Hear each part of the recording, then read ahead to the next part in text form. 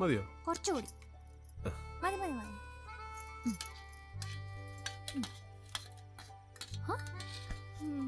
എടി മുത്തശ്ശനും മുത്തശ്ശിയും കഴിച്ചോ? പിന്നെ അത് പട്ടാളച്ചിട്ടിയല്ലേ, നാമം ചൊല്ലി കഴിഞ്ഞ ഉടനെ തന്നെ കഴിച്ചു. എടി ജീവിതത്തിലെ ഗതി പിടിക്കണമെങ്കിൽ ഒരു അടുക്കും ചിട്ടയൊക്കെ വേണം. പിന്നെ രണ്ടാളും കളക്ടർമാരായിട്ടല്ലേ പിരിഞ്ഞ. നിനക്ക് നല്ലത് വല്ലതും പറഞ്ഞിട്ടുണ്ടോ മോളെ? നിനക്ക് മീൻ വറുത്തത് വേണോ? ഒരെണ്ണം കൂടെ.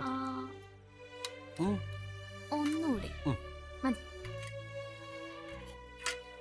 അപ്പൊ എനിക്കില്ലേ? നിനക്ക് ഇവള് കഴിച്ചു കഴിഞ്ഞ് ബാക്കി മുള്ളു വല്ലതും ഉണ്ടേ തരാം. പോടുന്നു അപ്പഴത്തേക്കും പിണങ്ങിയോ? അയ്യോടാ.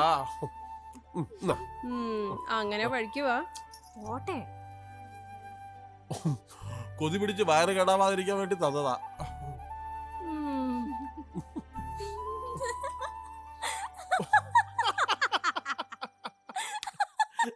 പാവം കഴിക്ക.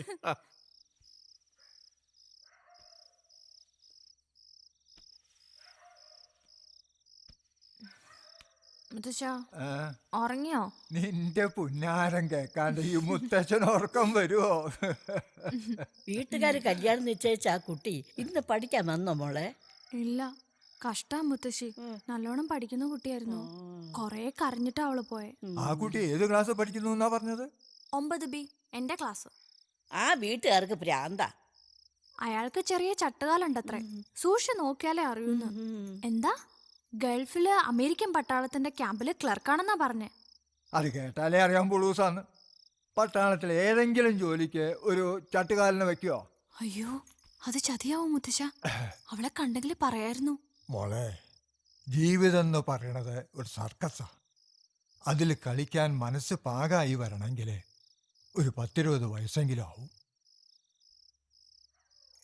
നിന്റെ അച്ഛൻ അമ്മയെ കല്യാണം കഴിക്കുമ്പോൾ പ്രായം 17.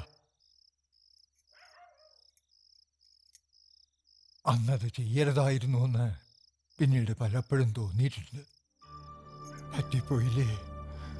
അതിൻ്റെ എന്തെന്ത് കഷ്ടതകൾ എൻ്റെ കുട്ടി അനുഭവിച്ചു.